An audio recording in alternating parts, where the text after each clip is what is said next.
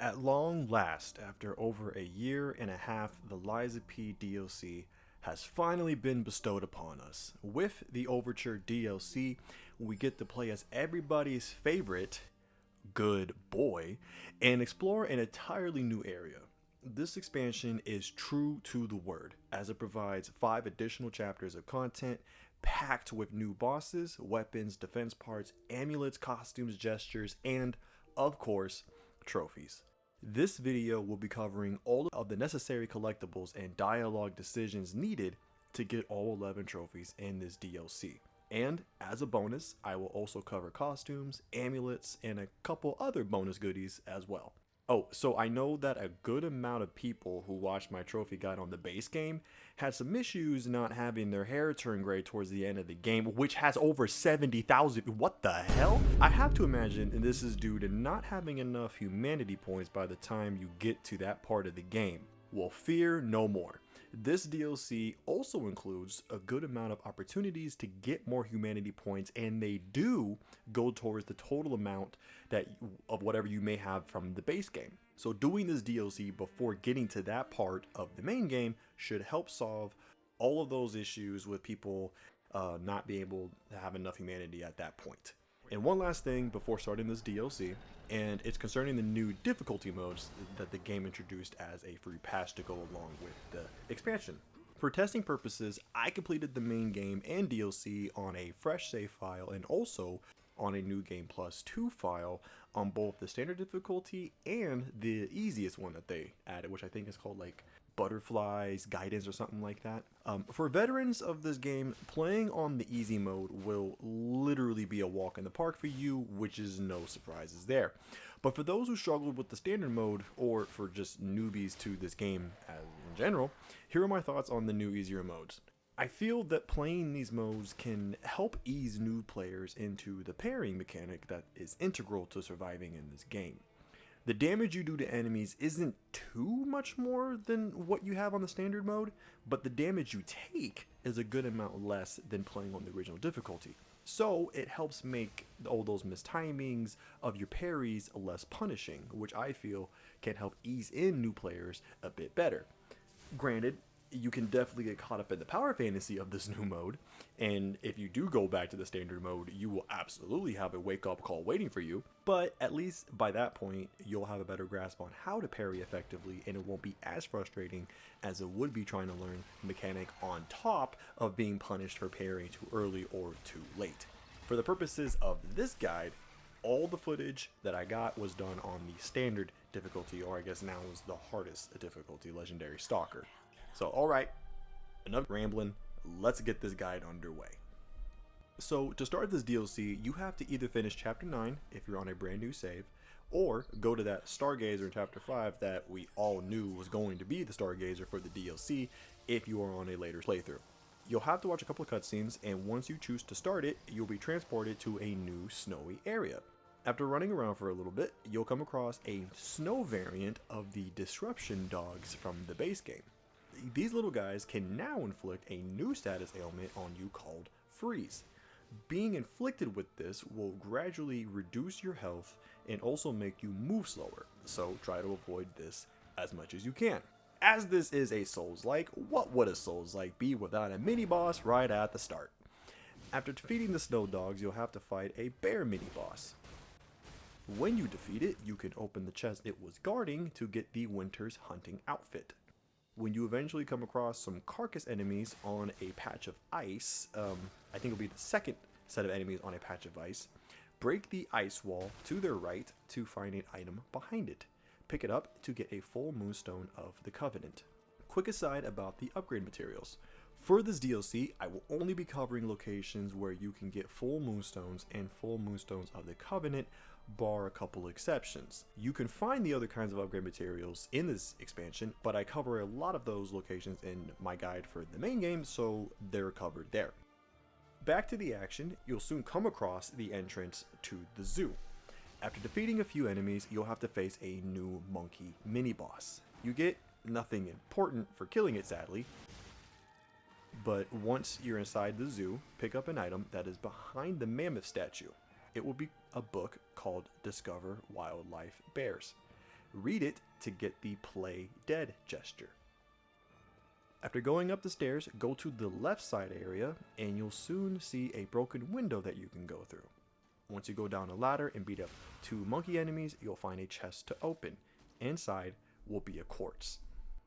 As you make your way on the main path, you'll end up coming across a baby elephant carcass mini boss. It's fairly tanky, but it isn't too threatening, so don't worry about it too much. After taking it down, head upstairs and then to the right. At the end of this corridor will be another chest with our first DLC weapon, the Royal Horn Bow, inside. Once you get outside of the zoo, you'll see an ice path that will go underneath a broken bridge. As you make your way on it, you'll encounter a new kind of butterfly, a trio of white butterflies. You have to kill all 3 to get the reward, and for taking out this first lot, you'll be rewarded with another quartz. Staying in this area, go towards the back of it and you'll see another ice wall that you can break. Behind it will be a chest with a Legion caliber inside of it. Back on the main route, you'll see another bear mini boss to take out. After it's defeated, you'll find yet another chest with our first DLC amulet, the Winter's Sleep amulet, inside. Instead of going on the obvious main route, go inside the large open cage nearby for an alternate route. After defeating a couple enemies, you'll find a dead real bear on the ground. As a little Easter egg, if you use the play dead gesture near it, you'll get a half moonstone. Just a fun little thing I wanted to throw in there for you. Near this bear will be a ladder to climb. Go up it and follow this path or it'll lead you to a monkey mini boss. Manage to kill it and you can open the chest it was guarding. Inside will be a new item called an ancient disc. We'll be using these later. Soon after this, you'll be fighting some carcass kangaroo enemies, which are still somehow kinda cute, despite missing half their skin. Anyways, after defeating a few, you'll have to fight a mini boss variant to continue on. After you defeat everybody and activate the Stargazer right after, you will see another baby elephant mini boss. However, it's about to play its wild draw for Uno card on you because it'll transform into an ice-breathing dinosaur, elephant, lion, Diddy Combs hybrid monstrosity. Now this is a true mini boss. More annoyingly, it is constantly breathing ice around itself and it is very easy to get hit with the freeze ailment, which is exactly how I died on my first go at it. However, it's time for my reverse Uno card because you actually want to die with the freeze ailment at least once because upon reviving, you'll get the shiver gesture. When you do manage to defeat this ridiculous beast, you'll get the Genius's Legion plug, which will let you craft a DLC Legion arm later on. Right around the corner from here, you'll see a bird exhibit. There will be a sign you can read saying do not disturb them. Well, it sucks for the sign because you actually do want to disturb them. Remember the faded whistle all the way back in chapter 3 of the base game? Well, you want to blow on that and a bird will drop an item. Pick it up to get a golden seed. It doesn't do anything trophy related, but it will lead to some sentimentality later in the game. You will come into an ice area right after this with more carcass enemies. Amongst them will be a carcass mini boss that you'll recognize from the main game. While you're fighting them, a snowball will trigger behind you and roll down in your path. Try to be wary of this so you can actually have the snowball take out some of the enemies and knock down the mini boss for a bit of an easier time. The snowball will also break an ice wall with a chest inside of it, but you won't see the wall anymore since the... Yeah, okay. Open it up to get the Lorenzini bolt weapon, which will be our second DLC weapon. Once you make it to the next Stargazer and get inside this animal pit with a few enemies in there, you'll have to first fight another monkey mini boss and then also later a kangaroo mini boss with some other enemies.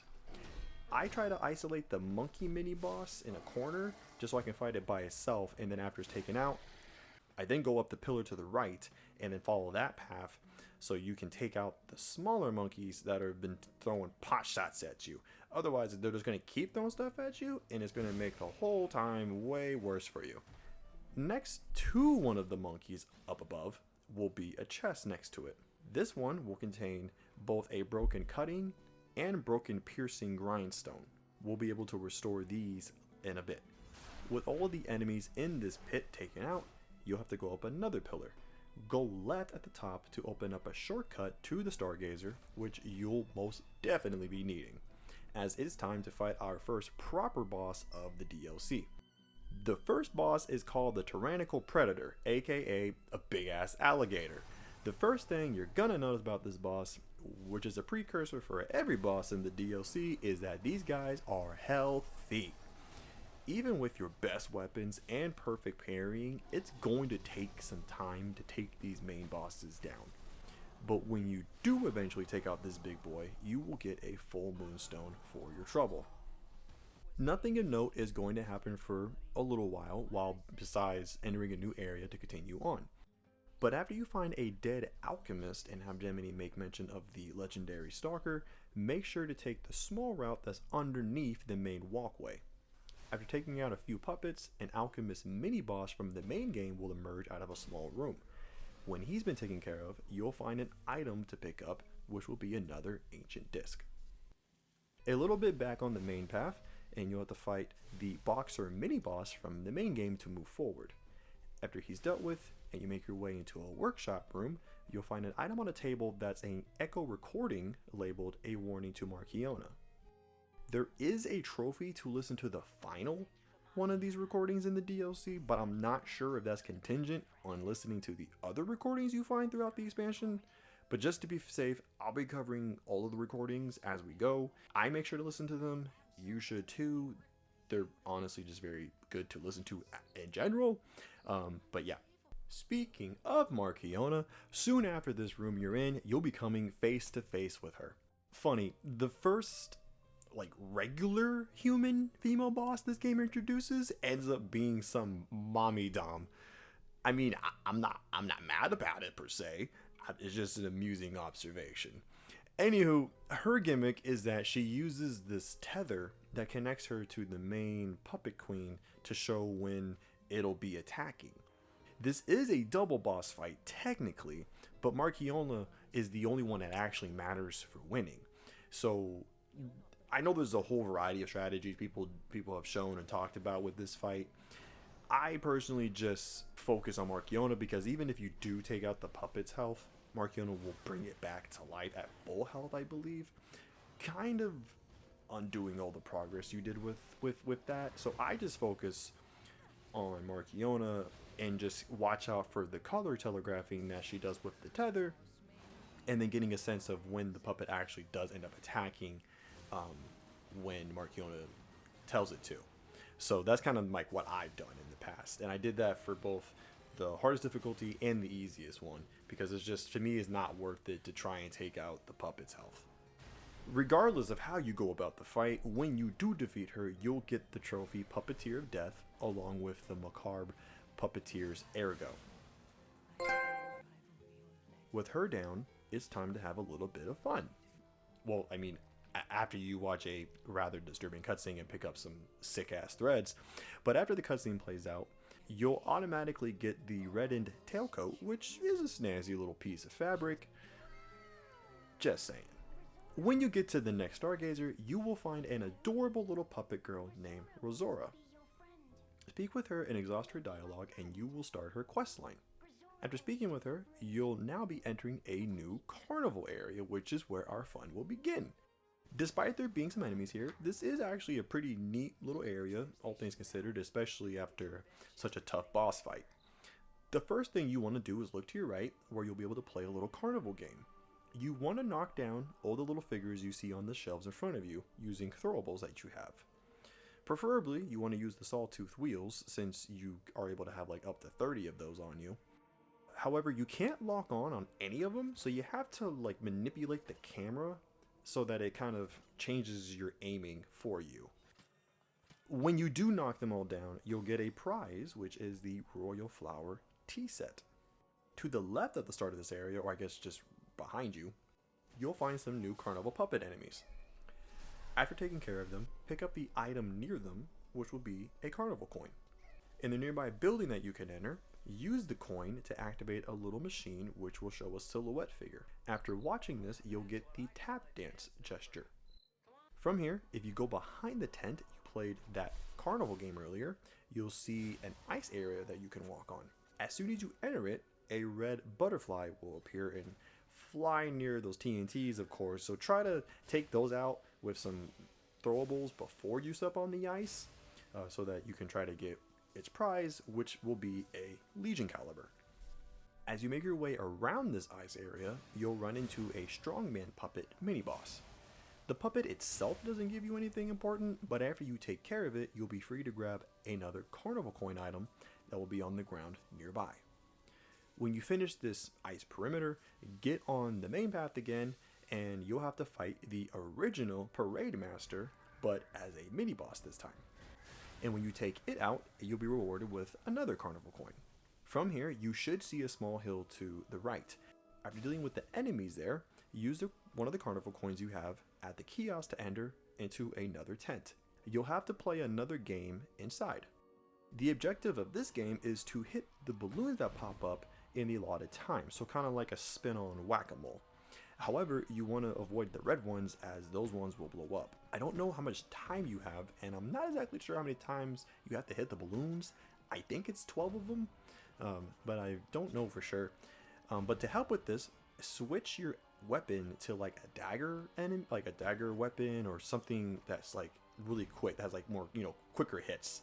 I think maybe etiquette boss weapon if you have that, something like that, to help you do quicker attacks, so you can try to get maybe sometimes 2 balloons before they go back down again on you. You are allowed to keep trying this until you succeed, so if you fail, don't worry, just restart it, press the button on the middle, and it'll restart the game again. And once you win, you'll get the Maniac's pinwheel weapon as your prize. When you make your way to the next large area, deal with the enemies, and go to the right, where you'll see another kiosk to use a carnival coin at. Once inside, there will be no games this time, but a mini boss fight against a fire breathing puppet. When you manage to take it down, open the vault it was guarding to get the new Workshop Union Auto Adaptive Converter defense part. If you're on a later new game cycle, like New Game Plus 1 or Plus 2, this and the other DLC defense parts that we'll find later will automatically be a Plus 1 or Plus 2 variant depending on which cycle you're doing. Make your way to the other side of the large area, and you'll find another tent next to the merry-go-round. This tent has another shooting game, but you don't have to do this one, as you don't get anything important for winning at all. But whether you choose to do it or not, make your way around the merry-go-round, defeating the clown puppets along the way, until you find another carnival coin that you can pick up. The next thing we'll need to do is go up the Ferris wheel. However, before we do that, head behind it and follow the path that it takes you on. Take out the puppets in the way and break the boxes at the top of the short stair set, and you'll find a chest behind them with the Winter's Sleep Amulet Plus 1. Now, with these amulets, the Plus 1 variants, and even I think there's a couple Plus 2s or Plus 3s as well from the base game, they don't show up at all if you're doing this on your first playthrough. But I am including the ones that I found just for, I guess, completion's sake, I guess you could say, for those who may be doing this DLC on a second or third playthrough. With that, take the Ferris wheel after this, and after jumping off and getting across the wooden walkway, you'll find the zoo tram station key, which was our main objective for this area. And when you fall down into the merry-go-round, take out the puppets near you and go around it until you find a chest. Inside it will be the Rose shoes, which is what Rosora is after. After getting off of the merry-go-round, make your way down to the lower area to find the first merchant of this DLC. A neat thing that this DLC added was that with each of the merchants you come across, they are all after a particular item that they hold great value over. If you find it, you can sell it to them for a good amount of ergo. This particular merchant wants the Royal Flower tea set that we won earlier. Sell it to him for a fat amount of ergo, which will definitely help you in leveling up. And while you're here, make sure to pick up the Clear Blue Sky Golden record. Now, with the records, with the golden ones, they function the same way as the base game's golden records, in the sense that these also will not show up in the shops that you find them in if you were playing this DLC on a fresh save file. I tested this personally and they did not come up at all. But if you are playing this on a new game +1 or +2, whatever, they do show up in the shops, even if it is your first time playing the DLC. So you actually can get all the trophies in one playthrough if you are on a later cycle when playing the DLC. So good news for all you guys. However, for everyone who's new, you got to play it twice. But then again, you kind of need to play the entire game or almost the entire game twice anyway. So it's not really that huge of a deal. Additionally, with the shop owner, you can pick up the survival amulet and the black rabbit hole key, but these are optional. Before we wrap up our time at the carnival, head inside the building to your left. You'll see a machine in the middle of it. First, use a carnival coin at the machine to get a full moonstone of the covenant. In a second, use the tap dance gesture in front of the machine to get both the cheer gesture and the strategist's amulet. Open up the shortcut in this building and it will lead you to the front of the carnival where you can quickly speak to Rosora and give her the shoes that she needs. After you speak to her, you'll get the Lizrim, I hope I said that right, record and some humanity points. Now we can leave this area. When you activate the next Stargazer, you'll see a woman in a wheelchair. Her name is Goddard and she is a blind painter. After you pick up her canvas and listen to her tale, make sure to choose the incredible "It is a brilliant work of art" dialogue option to get some humanity points. Okay, so the next thing we were supposed to do was get on the tram, but I actually last second forgot that we actually have one more thing to do at the carnival. My apologies. We need to use the black rabbit key that we bought. Go back to the beginning of the carnival and then go behind the first tent that was on your right where you did that first carnival game. Go behind that and you'll see a door with the black rabbit mark. Maybe you already saw this from before and you already took care of this before I got to it. Whatever, it doesn't matter. Anyways, use the key here if you haven't already to enter inside and you will find a vault in there. Open it and you'll get the Eccentrics outfit. Yes, this DLC allows you to get all of the Black Rabbit Brotherhood's outfits and this is the first one. And if you put it on, you will actually be given the next Black Rabbit hole key that we will be using shortly. Now, with this done, we can enter the tram and this will actually conclude Chapter 1 of the DLC. When the tram stops, you'll find that it took us to Hotel Krat. However, it's a more barren and less furnished Hotel Krat that we're used to. Which makes sense since we are in the past now. When you get yourself to the ground floor, you'll find a chest to open. You'll be given a quartz as well as an upgrade core item. This will allow you to enhance the abilities that you have activated so far in the P organ. But before I use that, I first went to the Legion Arm crafting bench to create my first DLC Legion Arm. There's only 2 to choose from, so just choose whichever one you like more. And after this, I then decided to use one of my quartz on the upgrade core. Upon the first time you decide to do this, you will get the trophy Beyond Limitless Potential for doing so. At the weapon bench where Eugenie would be, you can repair the grindstones that you found earlier so you can now use them. And with all this done, go speak to the swanky looking dude at the desk. His name is Lumacchio, and he's actually the leader of the Bastards, because the Bastards and Sweepers are actually a proper organization still at this point. Make sure to exhaust his dialogue to find out more with what's going on. After speaking with him, go to where Antonia would be, and you'll find a man named Klaus. This guy serves a few different purposes for us. He's a general vendor, where we can sell things to, and he is also our ergo vendor, where you can trade both DLC and main game boss ergos to. And he is the reason we've been collecting the ancient discs. There's 9 of these throughout the DLC, and although that isn't enough to trade for everything that he has to offer for them, it will still allow us to grab some very valuable things such as additional quartz and Legion calibers. But for now, I just choose to trade the Macabre Puppeteer's ergo for the Death's Talons boss weapon. And after you're done speaking with him, go upstairs and into the area where the gold coin fruit tree is. It'll still be intact, but next to it will be a small little jar. You'll be able to plant the golden seed that you got earlier here. And where Giangio used to be is another black rabbit door. use the key you got earlier to open it, where you'll find another vault. Inside this one will be the youngest's outfit, which was the little sister of the group, and I'm sure that this is a fantasy for somebody. Anyways, with all this done, do any necessary leveling and weapon upgrades, and then head down the elevator near Klaus to enter the next major area of the DLC. As you step out of the elevator, turn around and you'll find a chest behind the elevator. Open it and you'll get the Iron Wall Amulet +1. This is another New Game Plus exclusive chest, so sorry to all the new game players.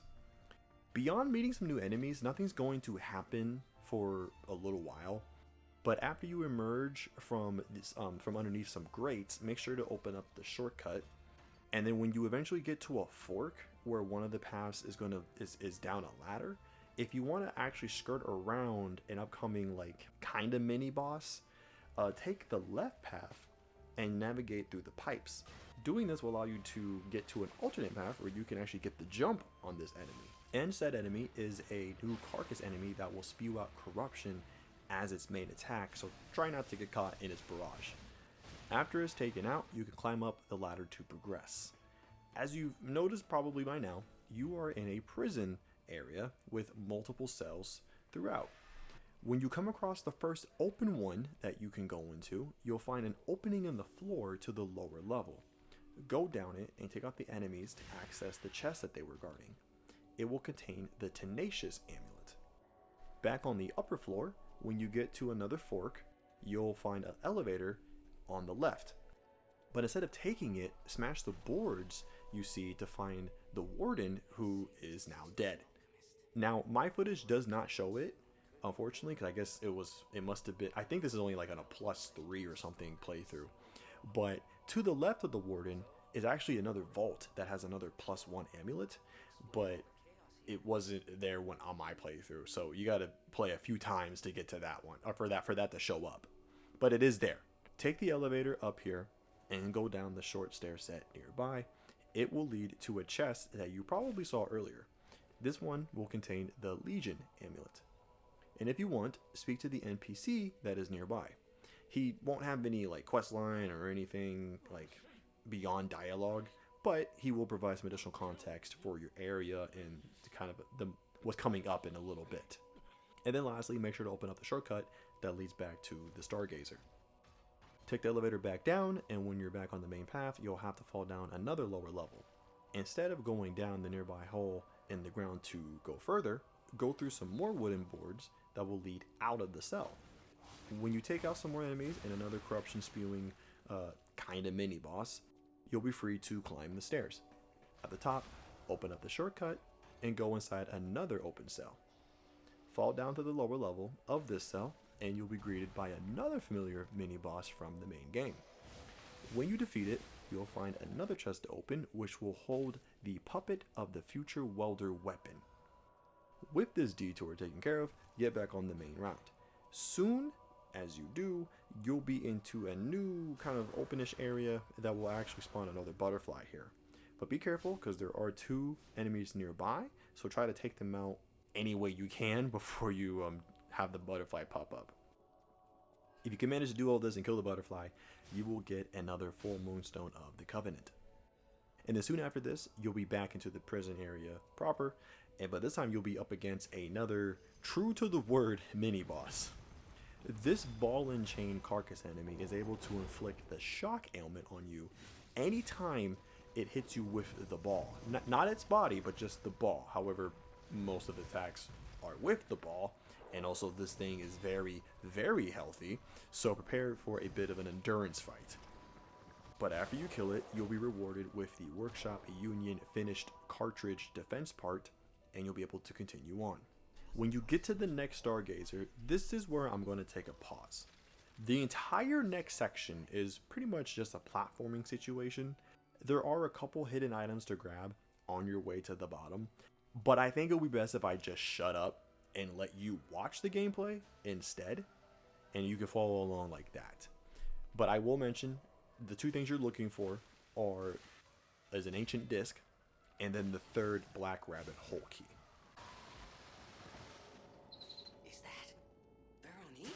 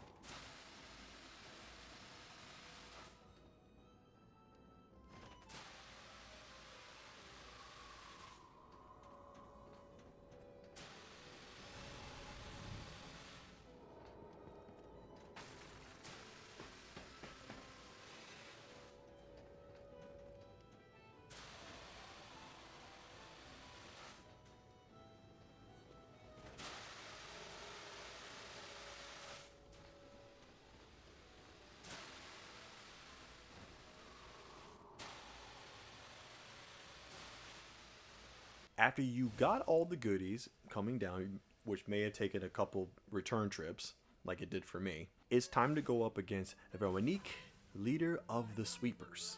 She is, I think she's definitely the most aggressive human boss up to this point in the game, and that includes the main game.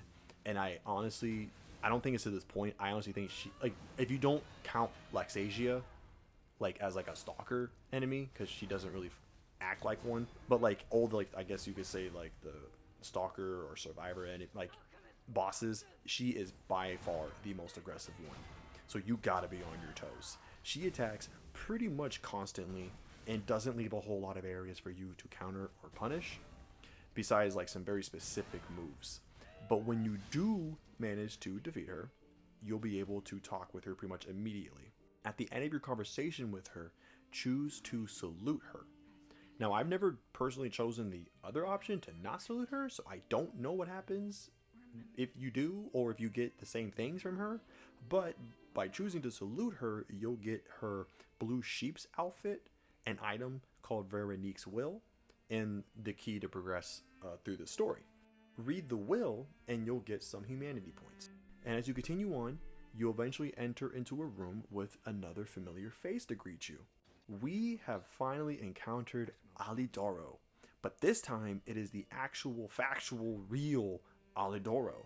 He personally goes by the Tracker in the expansion, but in our hearts, he's Alidoro. He has a lot of dialogue to go through, and while speaking with him, he'll give you the Daylight Wreath's horn, which you can use in an upcoming boss fight.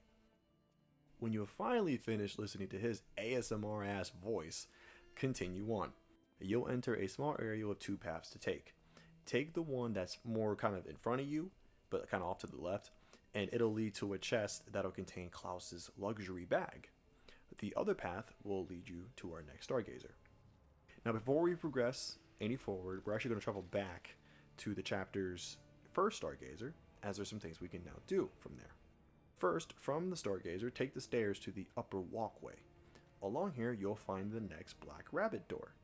Like the others, it'll contain a vault with another costume, and this time it'll be the Eldest's outfit. At this point, I decided personally to travel back to the hotel and give Klaus his luxury bag, but you can kind of do this at 80 point if you want, but I did it here. But when you do, the bag will actually expand his list of items to trade exclusively for his ancient discs inventory. Return back to the area that we were just at, or if you didn't go, whatever. Anyways, when you used the coolant key earlier, you got rid of the snowy mist that was blocking your path in that area, so you'll no longer get frozen. And now you can explore the area. Go through the door on the left first, which will lead to a small room with a few enemies. At the back end of the area will be a vault. Inside of it will be another Legion caliber. When you make your way out of the room, you should see an open pipe that you can go through. Follow this new path and you'll see another fork in the road. Take the right path first. It'll lead to a mostly empty area, except for like two enemies that are kind of hidden away. But the main thing is that it'll spawn another white trio of butterflies. Manage to kill the 3 butterflies and you will get another ancient disc. On the main route, keep fighting your way through, climb up a ladder to open a rather useless shortcut, and then you'll come up against a new mini-boss. Luckily, its attacks are pretty well telegraphed, but if you go too far out into the middle of the area, some enemies will actually pop out of the vats.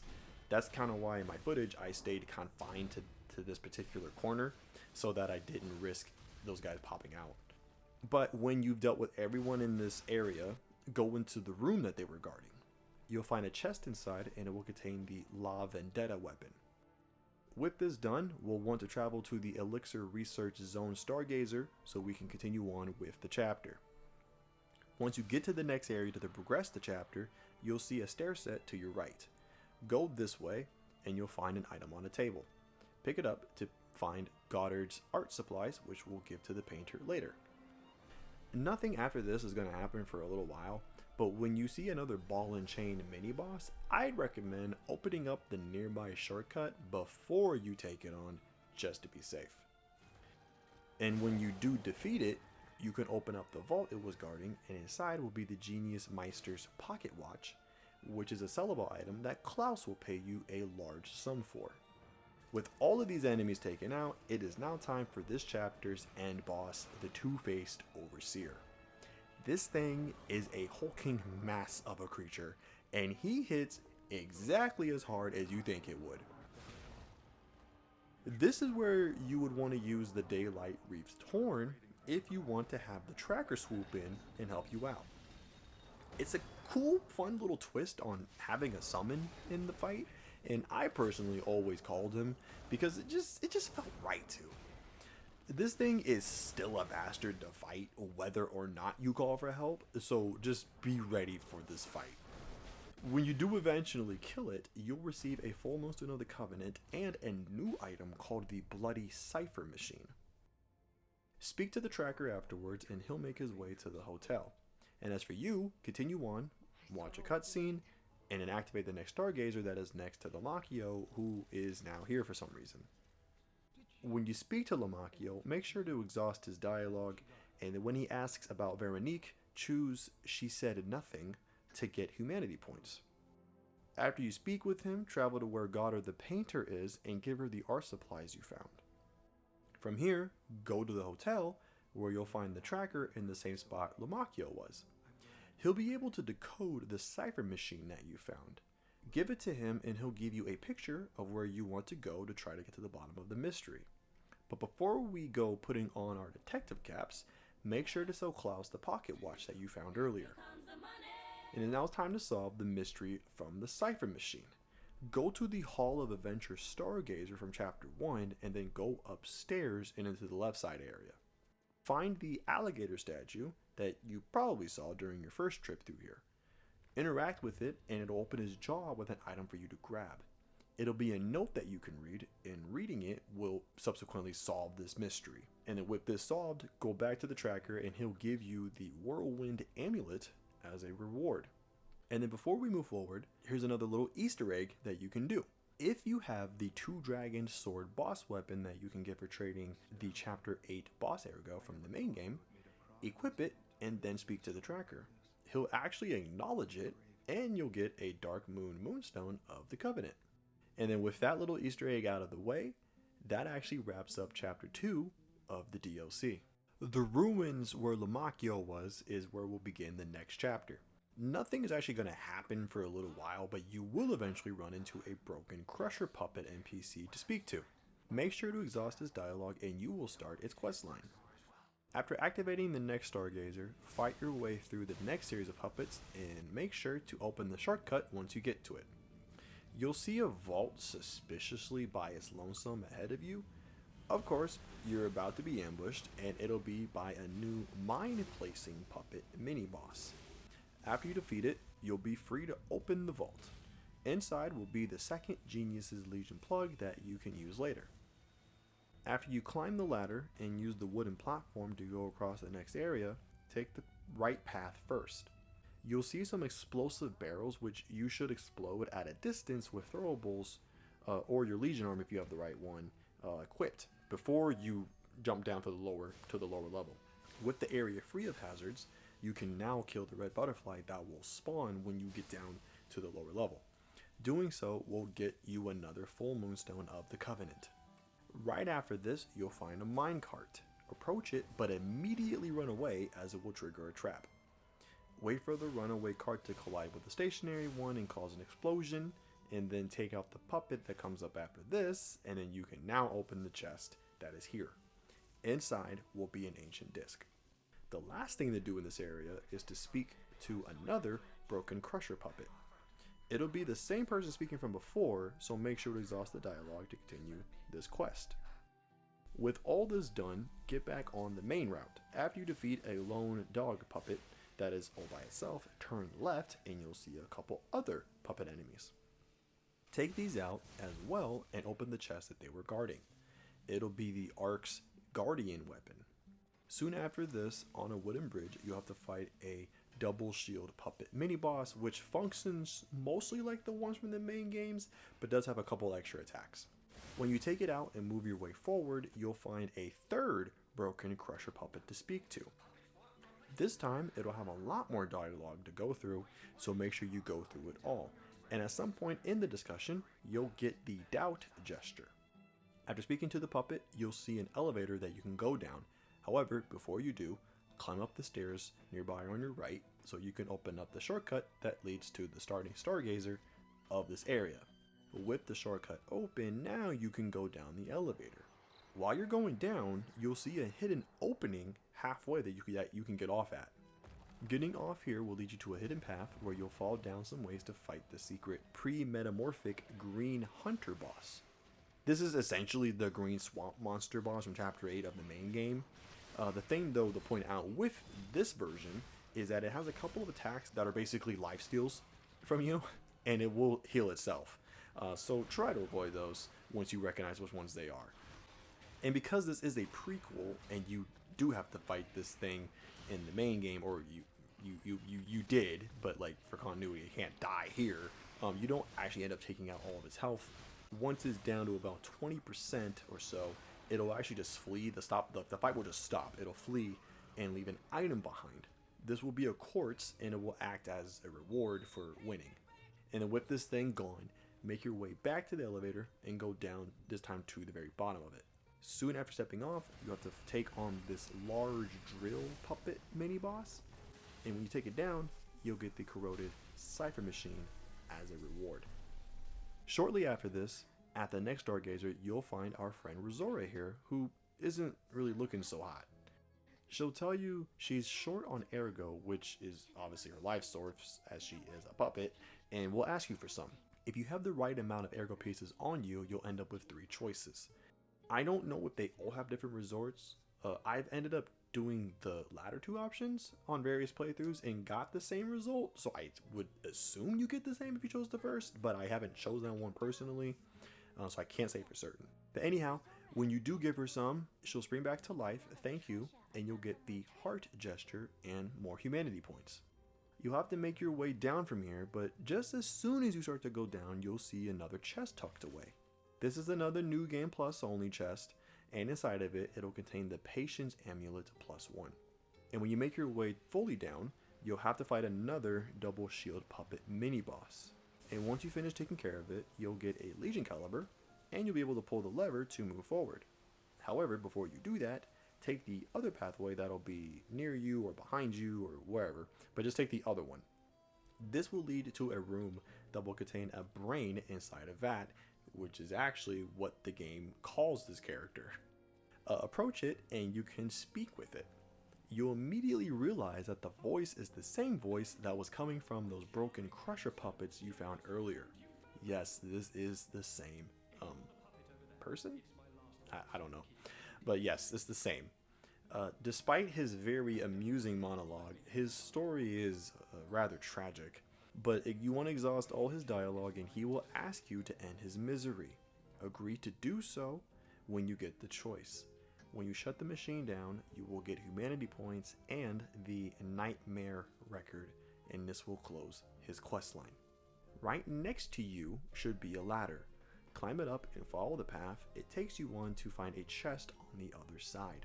Open it to get the Storyteller's Amulet.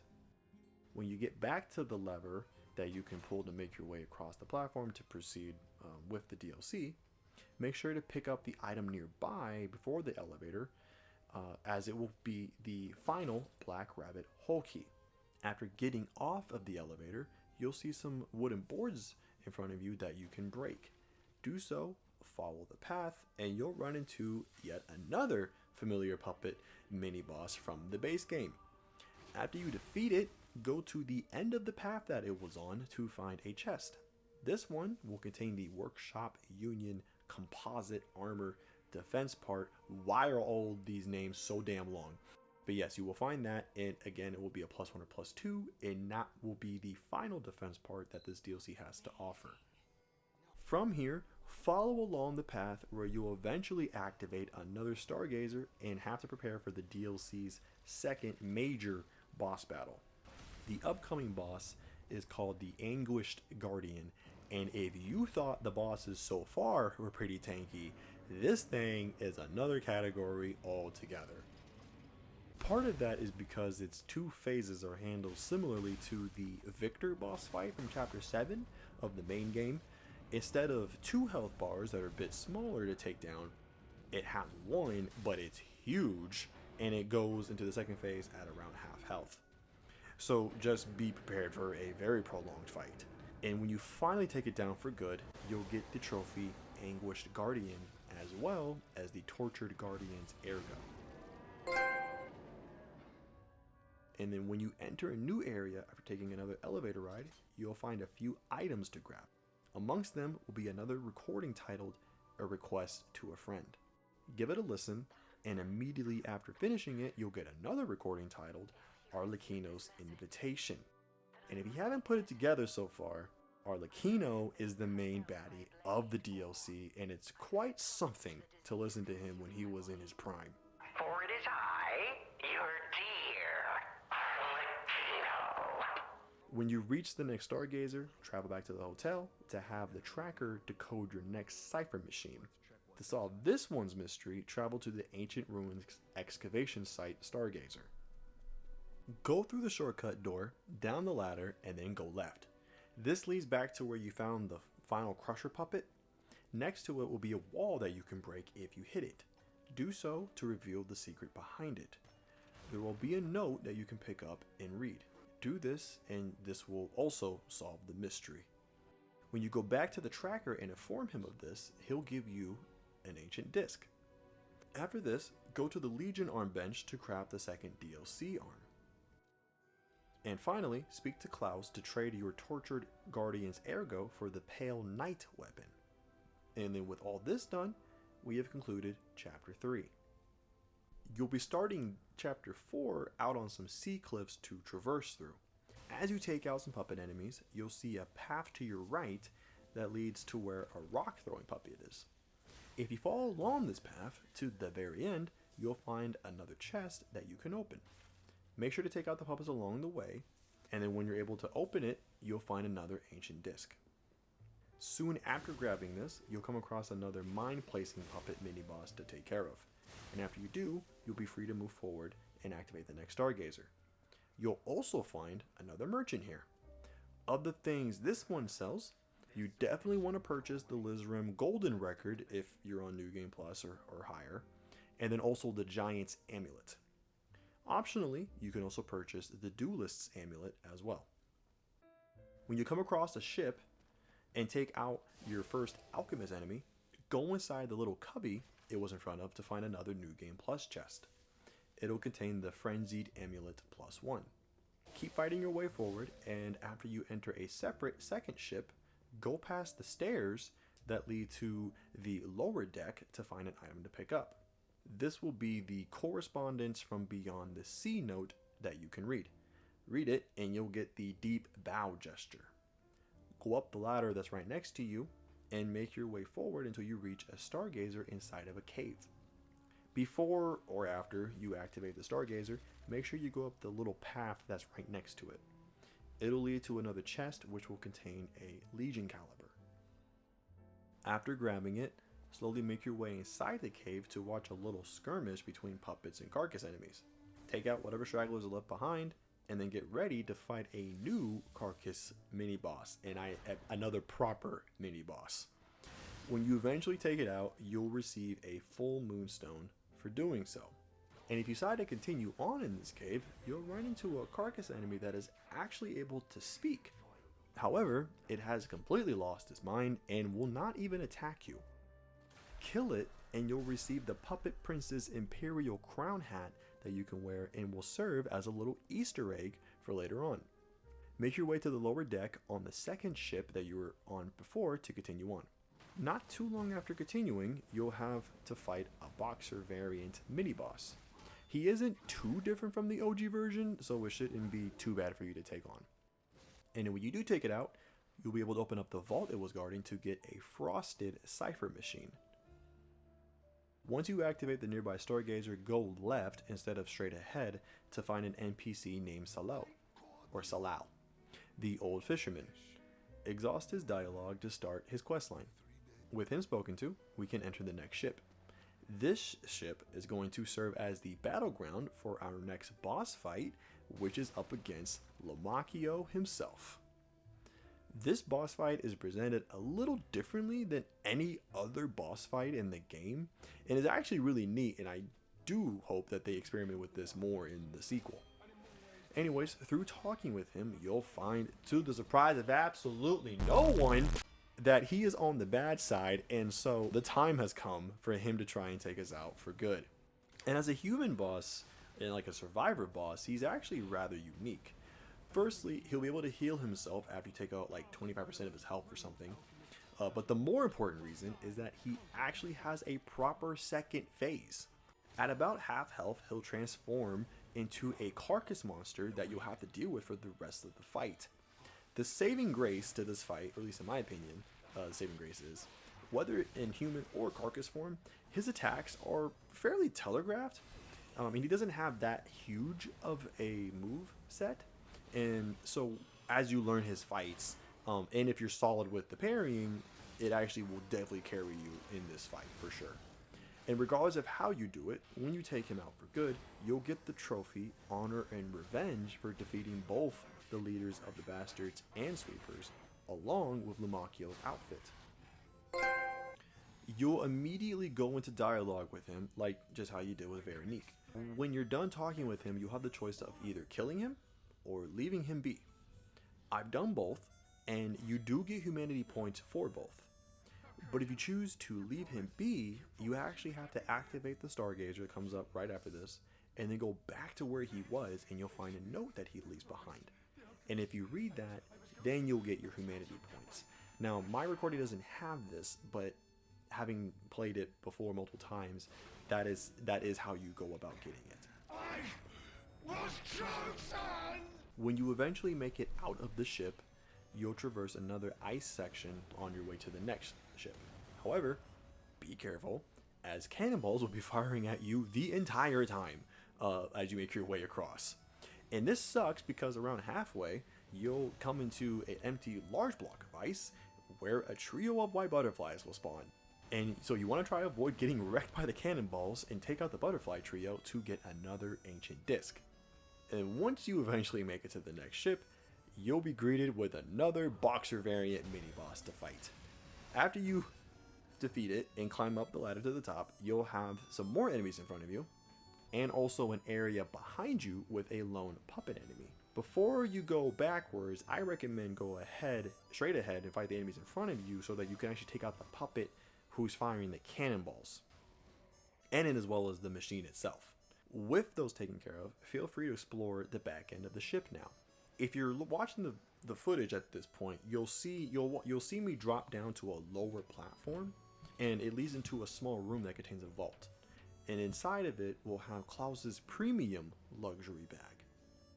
Go down the hole in this little area from here to find a recording and an open cell that you can listen to titled Mad Puppet's Message. Back at the front part of the ship, take out the rest of the enemies here so you can safely open the chest they were guarding. And it will contain the Silent Evangelist weapon. Make your way to the bottom of the ship and you'll find a small room along the way with an item inside. It will contain the Broad Bay 30-year, which is an item the previous merchant that we saw will buy off of you for some good money. After exiting the ship and activating the Stargazer, fight your way into the upcoming village. When you get to a fork, take the left path to find another corruption spewing carcass mini-boss that spews frost instead now. When you kill it, go behind it and pick up the item that's on the ground. This will be an ancient disc, and if you've been following along correctly, this should be your 9th and final disc of the DLC. When you exit the village, go left and make your way up to the lighthouse so you can activate the Stargazer. We're going to take care of some miscellaneous things at this point. First, travel to the Archon Fleet Shipwreck Stargazer to sell the merchant of Broad Bay 30-year you found for some sweet moolah. Next, travel to the Zoo Tram Station Stargazer where the painter is. When you get there, you'll find that the painter either died or left, but an item will be where she sat.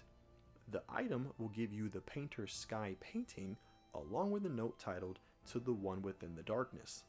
Read it, and you'll receive the Clear Blue Sky record. And if you want a little Easter egg after this, put on the puppet's imperial crown, and then speak to the first merchant back at the carnival for a little bit of unique dialogue. And then whether you do this or not, go then to the hotel and give the tracker the cipher machine that you found earlier. The reason we didn't do this when we first got it was because we actually needed Lumakio's outfit in order for the tracker to decode it. You don't have to have it on you, you just need to have it. But with it decoded, we can now go and solve the mystery.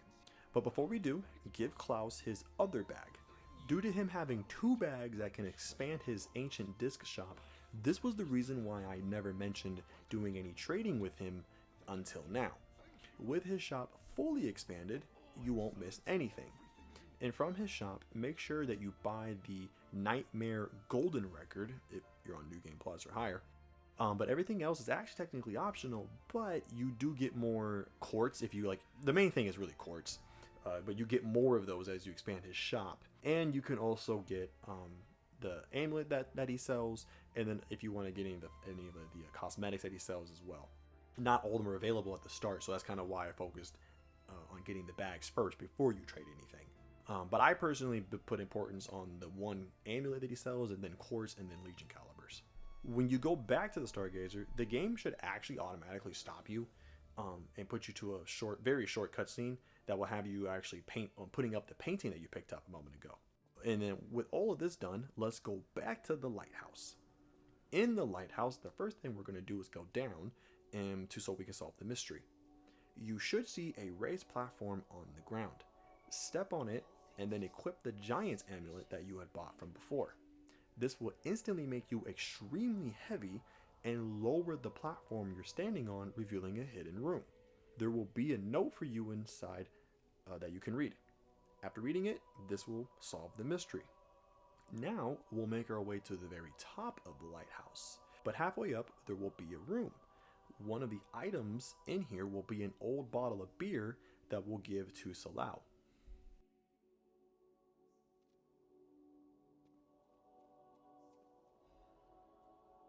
And then once you get to the top, turn right and you'll enter a quick cutscene. And as soon as the cutscene starts, you should also get the trophy To Be Human, as this cutscene will give you the peer into distance gesture, which should be your last gesture of this DLC.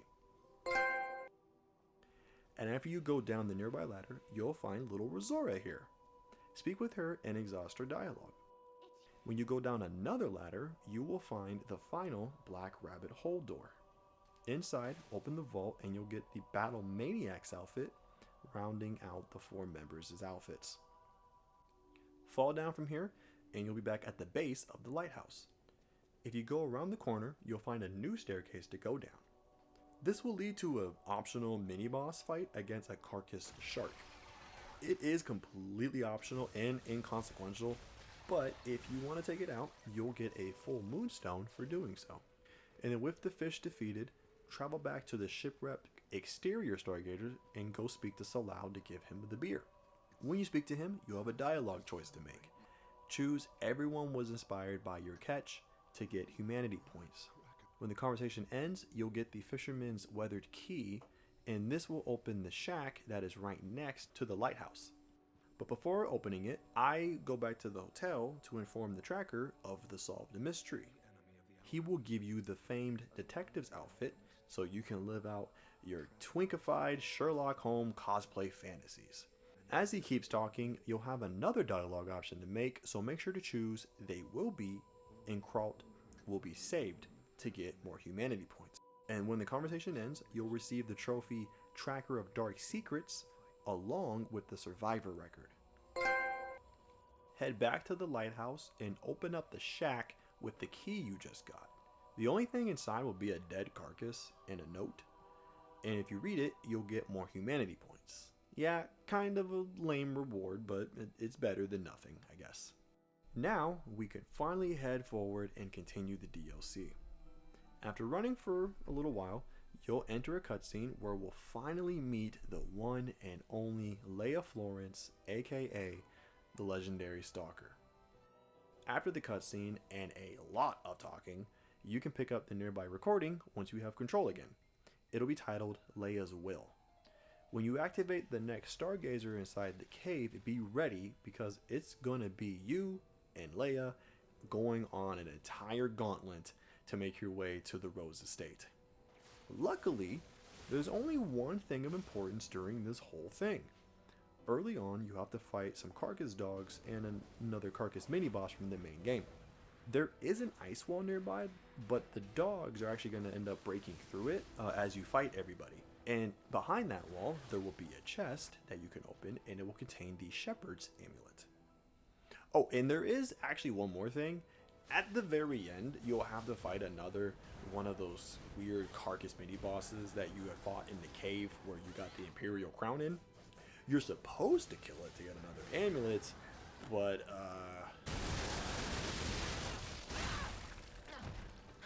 yeah, I think Leia's got this handled.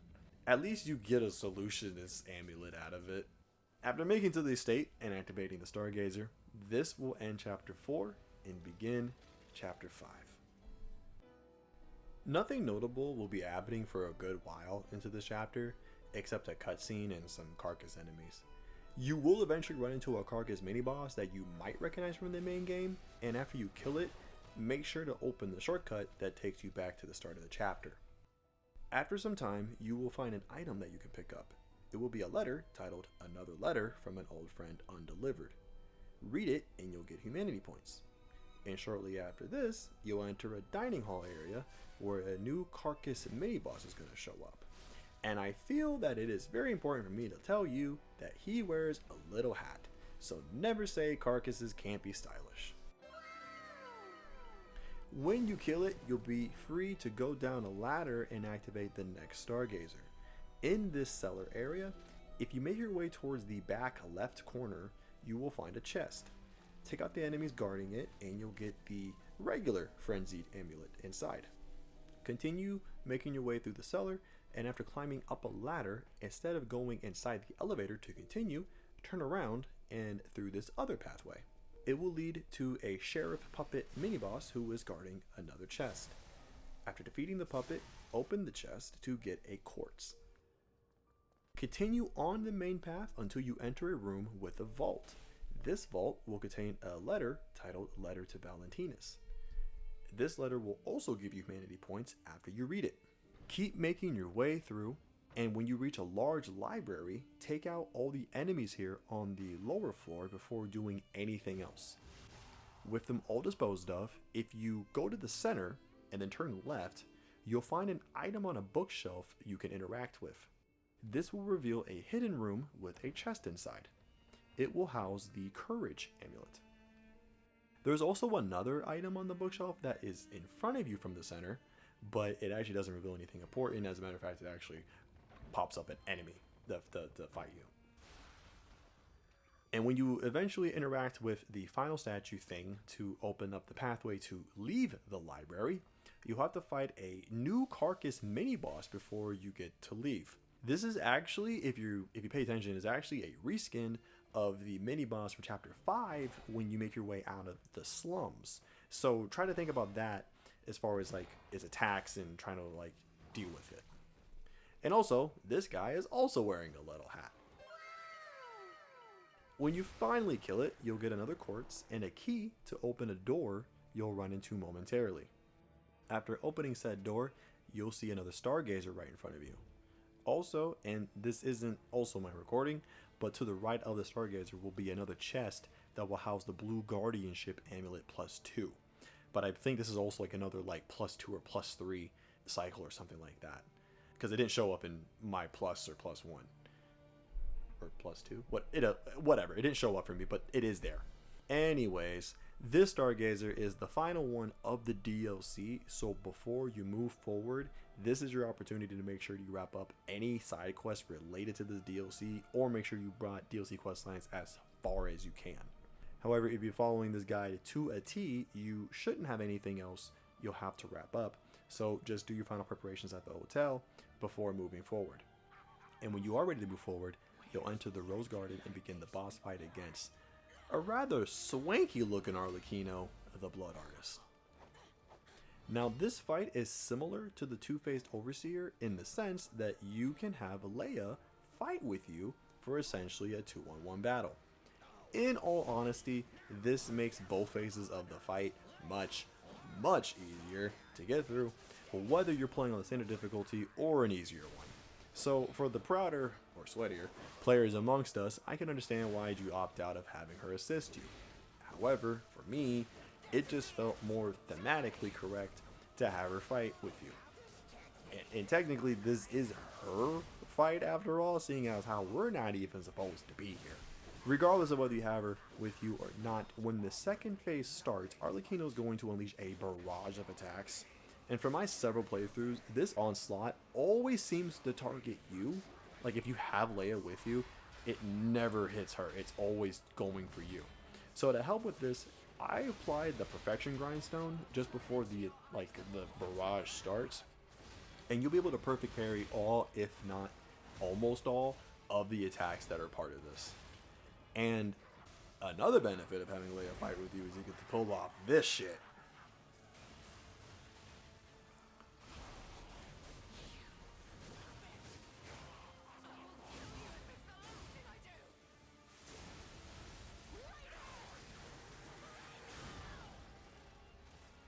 Whenever you end up defeating Arlecchino for good, you'll immediately get the trophy, the Blood Artist.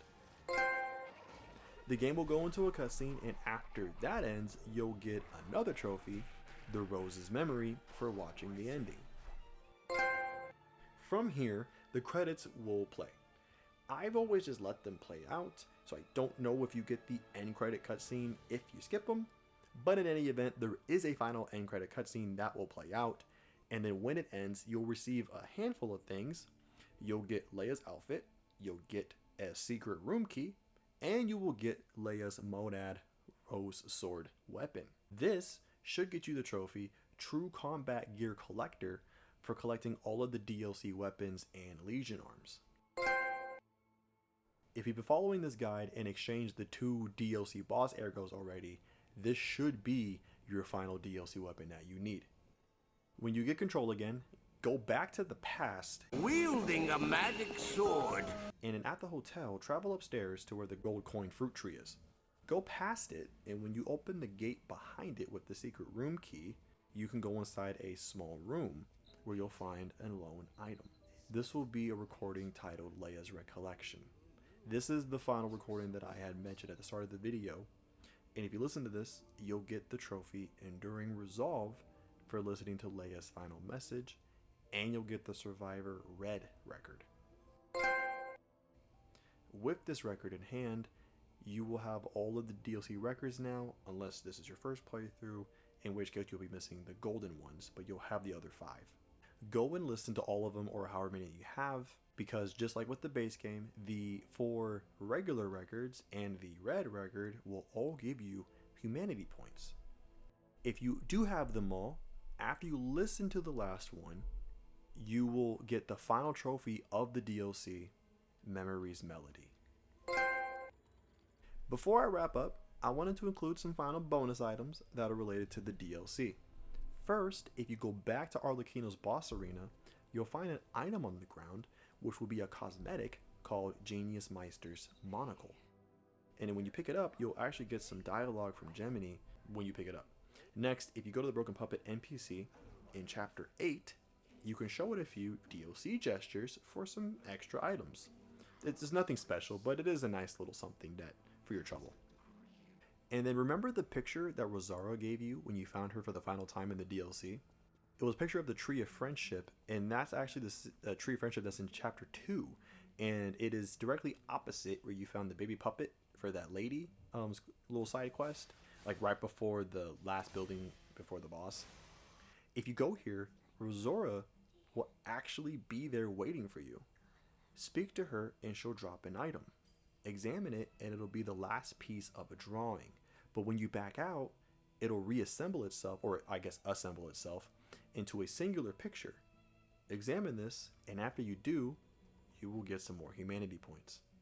And then if you go back to the hotel in the present, the painting that you put up will actually be here in the present day.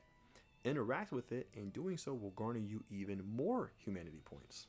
And then lastly, go to the gold coin fruit tree, and the seed you planted will now have bloomed. You can pick it up and decorate the record player downstairs with it. But you want to make sure you do this before you start a new playthrough, as both the seed and the flower will not carry over. But if you do decorate before that, the decoration will actually carry over into the next playthrough. And with that, that will wrap up the DLC. I'm probably missing a couple like new game plus amulets or something that I didn't cover. But as far as the trophies are concerned, this video should have everything that you need to get all of them, and then some other additional things as well on top of it. While getting the trophies was way more straightforward than the base game, I hope that you were still able to get something out of this and it was still helpful to you. I know for a fact that all those additional humanity points are going to help out a lot of players out with the main game. But that's going to about wrap it up for me. I am working on some more regular platinum videos that aren't guides, so keep your eyes peeled for those when they drop. But until then, happy trophy hunting, and I will see you guys in the next one.